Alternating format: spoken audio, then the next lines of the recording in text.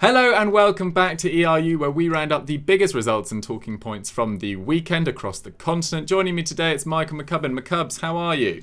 Very well, thanks, Dukes. Very well. Looking forward to getting stuck in today because it's been a pretty mad weekend of action actually across Europe. It's been absolutely fantastic, and we're kicking off with Inter Milan at the suggestion of @6footLS. Why is that, McCubs? Well, because they bounced back from their midweek disappointment, didn't they, in spectacular style by thrashing Serie A surprise package Sassuolo 3-0 away from home with goals from Sanchez, a Vlad Chiricash own goal and Gagliardini.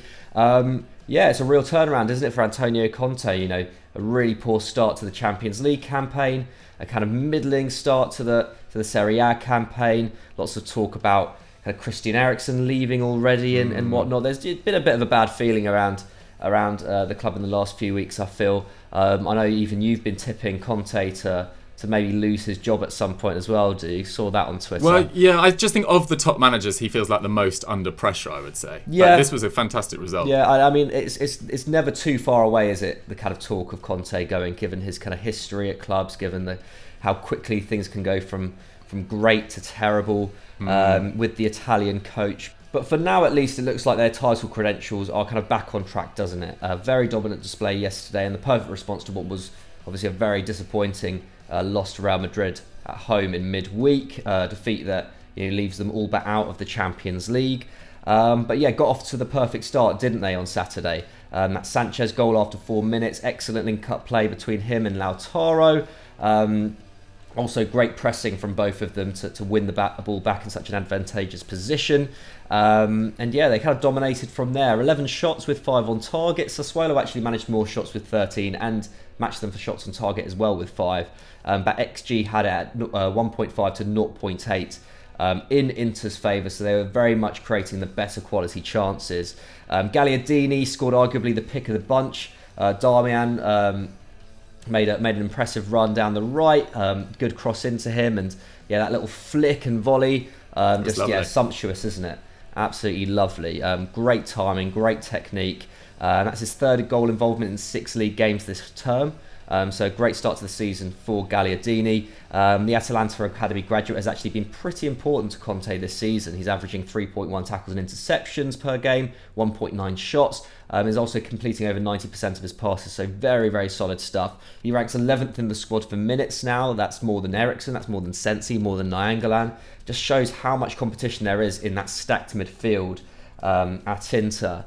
But this was a vital win for Conte's side. They've now won 5 of their last 9 league matches to date. They're now second, or at least at the time of recording, they're second, just 2 points behind Milan. That could change depending on Sunday afternoon's results.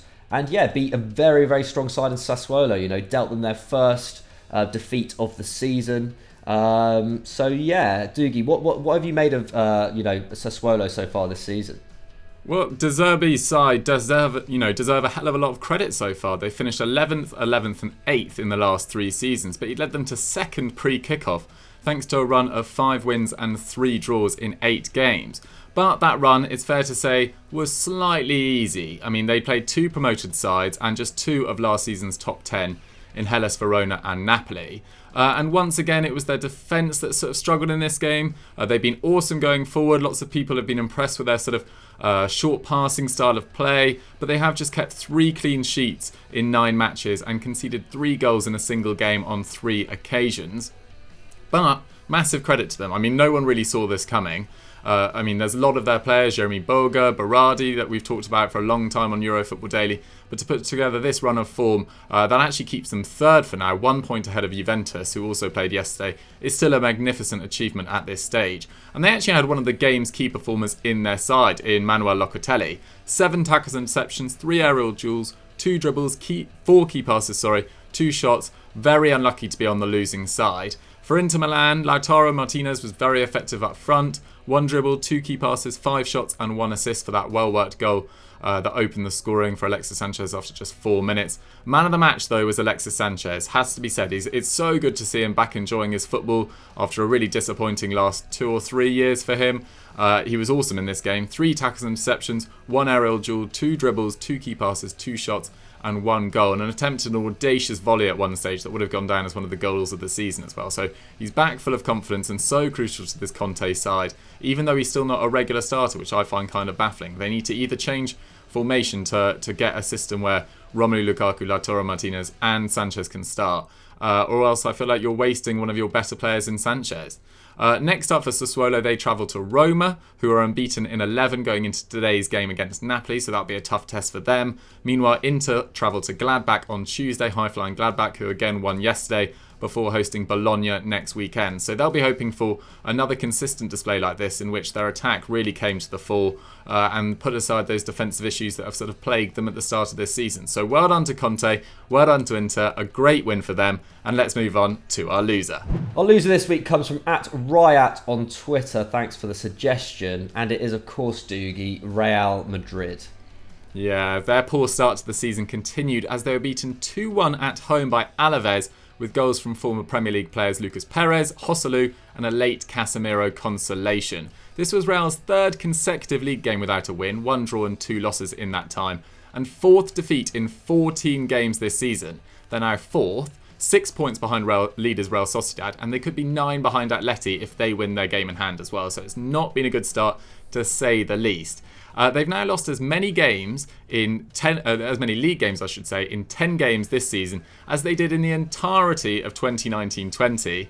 And if they continue at this rate, they'll end up with 65 league points, their lowest since 1999-2000. Wow. So Zidane's side really need to pull their finger out. They were deservedly beaten on the night too. The penalty given away by Nacho was harsh, but this season we've seen worse given, and then Courtois had an absolute howler for the second. I didn't think Varane really helped him with the ball back, it was bouncing, but Courtois still had plenty of time to get it under control, and then with his left foot, his favoured left foot, rather than clear the ball, he passed it straight to Joselu under no pressure, who slotted in from just outside the box. And Real Madrid might have had 20 shots with 9 on target to Alaves' 11 and 6. But Alaves definitely deserved to win. XG added a 2.4 to 1.7 in their favour. And I was really shocked in watching the highlights of how little high-quality chances Real Madrid managed to create without Benzema in their front line. And they sorely missed Ramos at the other end too, as well as Carvajal and Fede Valverde. So there was plenty of injuries. But after that side demolished Inter Milan really in midweek without all those players as well, we were expecting more in this game. And to make matters worse, Eden Hazard was forced off after 28 minutes with an injury. So get this, since joining from Chelsea for £103 million, that's according to Transfermarkt, some actually say it was higher than that, Hazard has made 28 appearances, scored just 3 goals and missed 36 games with 8 separate injuries or issues. That includes coronavirus in there as well. So there is justification in making the argument, I believe, that Eden Hazard could be one of the worst value signings in football history. I mean, McCubs, it's a big statement, but what do you make of that? Yeah, it is a big statement. We do love big statements on Euro Football Daily, don't we? Splitting opinion. But I mean, yeah, for sure, has to be in the conversation, doesn't he? Like, I still have some faith that he'll be able to turn it around at Madrid. But he turns 30 in January. Like you said, he's missed more games than he's played, and games that he has played in, a number of times he's gone off injured, or they've been sub appearances, and he still hasn't had a proper run in this side, has he? Yeah. And as for his form, also being inconsistent, as you'd expect with someone who's struggled with fitness so much since that move. I think you have to look at those kind of Barcelona signings as well for kind of pound for pound worse signings. We still haven't seen amazing stuff from Griezmann or Ousmane Dembele on a consistent basis at Barca, have we? Same can be said for Coutinho, but even compared to them, Hazard has had a stinker in the last 18 months, hasn't he? So, yeah. I mean, yeah, it's difficult to look past him, actually. Like, before we started filming, I was a bit taken aback by that statement that made to me, but yeah, really, like, pound for pound, you can't really... Yeah, I can't really see past him, to be honest. Do you know one of the signings that I've been most disappointed with in football history was when Andriy Shevchenko went to Chelsea. I was gutted about that. I mean, in terms of money, not nearly as much, but in those days it was an enormous amount of money, and I was so disappointed that it didn't really work out. And that signing really was the kind of that was the kind of signing I think that Abramovich was building up to, wasn't it? It was like this is what Chelsea are about now. And Shevchenko was just, I mean, but again with Shevchenko though, like I think they just bought him too late, didn't they? They bought him when he was just kind of tipping on that kind of, going into a bit of a decline, losing his pace a little bit and whatnot. And I'm not saying that's what happened with Madrid, but they probably, I say that's not what happened. That's not what we expected when Madrid bought Hazard, but it looks like they probably did get him 1 or 2 years late, I think. I totally agree with that. So, and with his contract running out as well, it's an enormous fee. I think he only had 1 year. He only had 1 year left on his Chelsea deal. But guys, get your thoughts of the worst signing in football history in the comments down below. And McCubs, tell us about Alaves. Yes, I mean, obviously this was a magnificent result for Alaves. Another impressive display under manager Pablo Machín. The former Sevilla boss took over in July, didn't he? His side were 20th with 1 point after just 4 games, so a poor start to the campaign. But since then, really turned things around. They've only lost 1 of their last 7 games. That's 3 wins and 3 draws in that run. And this is, it's been a tough run as well. This has included draws against Barcelona and Valencia, and victories over Bilbao and obviously Real Madrid yesterday. They now sit 9th in the table, 5 points clear of relegation at the time of writing.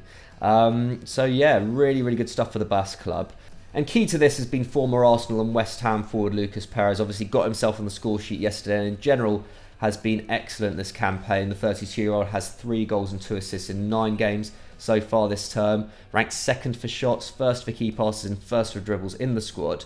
And in fact, in La Liga, only 2 players, David Ferrero and Sergio Canales, have created more than his 21 chances so far this season. So really, really key for Machín's side. Going back to Real Madrid briefly, you were talking about how Zidane's side just weren't creating enough chances. I think one of the prime culprits was Marco Asensio, to be honest. He was particularly disappointing. 1 tackle, 0 dribbles, 0 key passes, 0 shots. Topping off what's so far been a pretty poor season for him. 0 goal involvements in 11 League and Champions League games this season.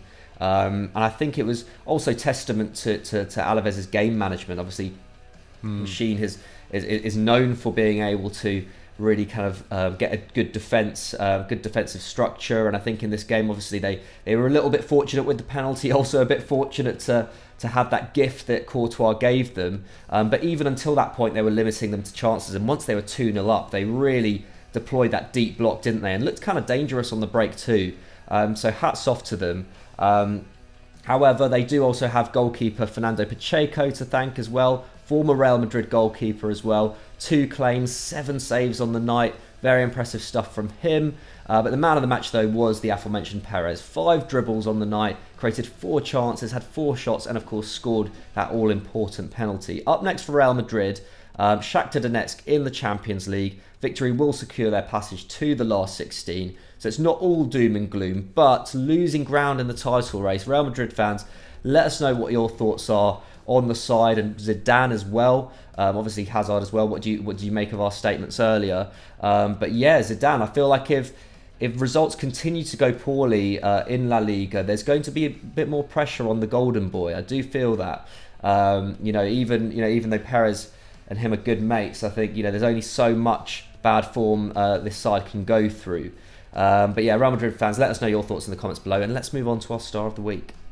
Our star of the week this week comes in from @Sean15 McKenzie. Who is it, McCubs? Yeah, an obscure shout this week. Loving it, Sean. 25-year-old Turkish midfielder Ellyes Skriri. Can't say I've watched an awful lot of him before, but he scored twice as FC Koln beat Dortmund 2-1 at the Westfalenstadion to lift themselves out of the relegation zone. Massive result for the German side. And the former Montpellier defensive midfielder was excellent. He's been a regular for the Billy Goats since signing in July 2019, but these were just his 3rd and 4th goals for the club. Playing in the centre of that 5-3-2 formation, he was very dominant. 8 tackles and interceptions, won an aerial duel, 87% pass accuracy, and obviously got those 2 goals from corners.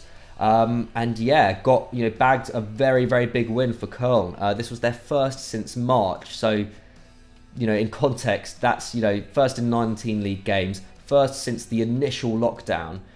So the wins have been a long time coming, and this was their first victory away at Dortmund in nearly 30 years as well. So a huge, huge win for the Billy Goats. But what does this mean for Dortmund, Dukes? Well, it's really, really damaging, actually. Bayern Munich beat Stuttgart 3-1, after which Thomas Müller made some bizarre comments about Stoke. Did you hear about these, McCubs? Nah. He said in England that you've got your wet, cold night in Stoke, and he was like, it's not windy or cold in Stuttgart, but we've got Stuttgart too, or something. God. It was really bizarre. Anyway, he's been delivering gold, hasn't he, in the last few weeks? I think he's just like setting up his career for a bit of like football commentary, football sort of comedy sort of after his career is done. Just like constant dad jokes, I feel like. Exactly. That's what's going to happen. Exactly, but I like it, Thomas. Keep mixing it up. Anyway, so Bayern beat Stuttgart 3-1. Leipzig also beat Arminia 2-1. Means that Dortmund are now 4 points off champions Bayern Munich and 2 behind Leipzig. And they created easily enough chances to win the game. XG had it at 2.8 to 1.6. Erling Haaland missed a fantastic gilt-edged chance. He was almost trying to be too clever with it late on from about 2 yards out. He also missed a chance earlier in the game, but I don't want to be too harsh on him because he has been excellent so far this season. Now, only Bayern have won more league games than Dortmund's 6 to date with 7, but no side in the top 11 has now lost as many league games as them with 3. They've lost to Augsburg, Bayern and now Koln. So that means, they haven't drawn a game yet, Dortmund, which is quite bizarre so far. It's either feast or famine with them. And next up, they've got Lazio in the Champions League on Wednesday. They need 1 point from their final 2 games to qualify from the group, so that should be fairly straightforward. But this is a really damaging defeat. Worth a mention, though, Moukoko made his second appearance. We were supposed to mention him last week on the show, but we forgot to. The young 16-year-old broke the record, I believe, for the youngest ever Bundesliga player. He's been tearing up trees for the under-19 side. He looks like he's got an enormous future, so I'm sure we'll be hearing about him a lot on Eurofootball Daily over the next 3 years and Wonder Kids to watch, etc. But a really, really damaging defeat for Dortmund, as they cede advantage even further to Bayern Munich in the race for the Bundesliga title. But guys, that is all we've got time for on ERU for this week. I hope you guys enjoyed it. Hope you guys, tucked into as much European football as possible this weekend. Let us know who you think is the worst signing in football history. I think on value alone it could well be Hazard, but get your thoughts in the comments down below. And McCubs, what should the good people go and watch now? They should go and watch Saturday's Football Pyramid. It was between myself and Henry. It got a little bit bad-tempered at points. It was a classic episode. Lots of fans in the comments of it. So go and check that one out. That was feisty. Go and check out Continental Club from Friday. We talked about players going under the radar this season, including Mats Hummels. Go and check out our scout reports. Go and check out our EFD Explains. We did one on Scottish football. I think I've covered it all there, Dukes, to be honest. Perfect. Oh, and also go check out our new show, The Expert, which dropped last Thursday. Sorry, that was very readable. Where I interviewed European football expert Tom Allnut about the sort of the chaos of La Liga so far. Atleti's title hopes, what's going on at Barca. We didn't actually cover Real Madrid, but I'm sure we'll do it next time in greater detail. What a shocking result for them. But thank you very much for watching, guys. We'll see you next time. Bye.